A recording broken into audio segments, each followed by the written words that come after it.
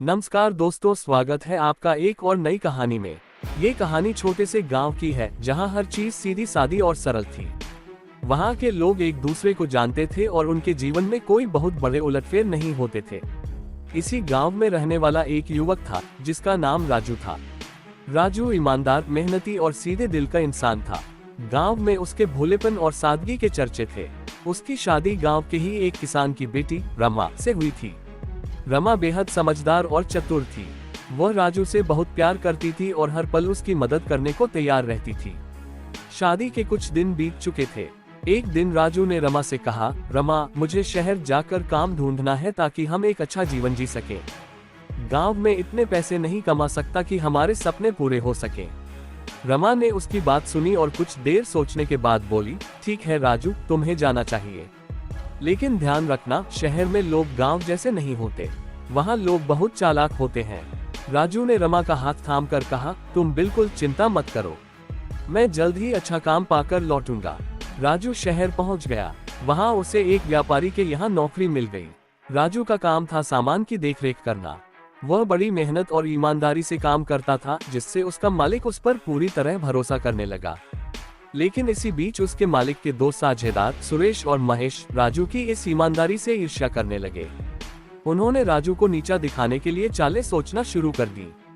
एक दिन सुरेश ने महेश से कहा, क्यों ना हम इसे किसी झूठे अपराध में फंसाकर इसका काम छुड़वा दें। मालिक इसके भरोसे पर काम करवा रहे हैं, लेकिन हमें उसकी जगह चाहिए। महेश को ये बात अच्छी लगी। उन्होंने राजू को फंसाने के लिए एक योजना बनाई। रात के समय दोनों ने गोदाम में आग लगा दी और सुबह राजू पर आरोप लगा दिया कि उसने चोरी करके सबूत मिटाने के लिए आग लगाई थी। राजू को समझ में नहीं आ रहा था कि यह सब कैसे हो गया। मालिक ने उसकी बात पर भरोसा नहीं किया और उसे नौकरी से निकाल दिया। राजू के पास गांव लौटने के अलावा और कोई चारा नहीं बचा। जब राजू वापस गांव लौटा और उसने रमा को पूरी घटना बताई तो वह बहुत दुखी हुआ। रमा ने बड़े ही धैर्य से उसकी बात सुनी और कुछ सोचने लगी। कुछ देर बाद उसने राजू से कहा, राजू, तुम वापस शहर जाओ, मैं भी तुम्हारे साथ चलूंगी। राजू को रमा की बात समझ नहीं आई, लेकिन उसने उसका साथ देने का फैसला किया। रमा ने कहा, हम शहर में जाएंगे और उन दोनों चालबाजों से इसका बदला जरूर लेंगे। राजू और रमा दोनों शहर पहुंचे। रमा ने सुरेश और महेश के बारे में जानकारी जुटाई और यह पता चला कि वे दोनों अपने मालिक को धोखा दे रहे थे और व्यापार के पैसों में घोटाला कर रहे थे। रमा ने एक योजना बनाई। उसने अपने गांव से कुछ भरोसेमंद लोगों को बुलाया और उन्हें शहर में ही व्यापार करने का नाटक करने को कहा। रमा ने खुद को एक बड़े व्यापारी की पत्नी के रूप में प्रस्तुत किया और एक महंगे कपड़ों की दुकान पर जाकर सुरेश और महेश से मिलने का प्रबंध किया। वहां उसने उन्हें बताया कि उसके पति को एक ईमानदार व्यक्ति की तलाश है जो बड़े पैसों की देखरेख कर सके।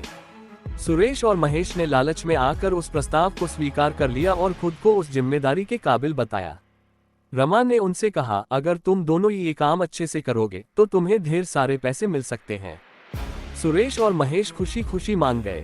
रमा ने एक दिन पहले से ही अपने लोगों को इस बात की जानकारी दे दी थी और पैसे को चोरी होने का नाटक किया।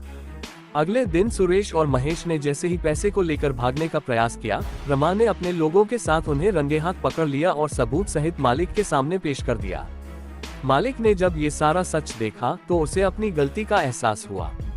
उसने राजू से माफी मांगी और उसे वापस नौकरी पर बहाल कर दिया। रमा की चतुराई और साहस ने राजू को फिर से अपना सम्मान और रोजगार दिला दिया।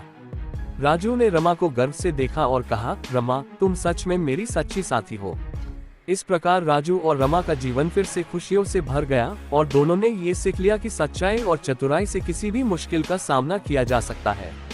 सुनने के लिए धन्यवाद। प्लीज लाइक, शेयर और सब्सक्राइब करें। धन्यवाद।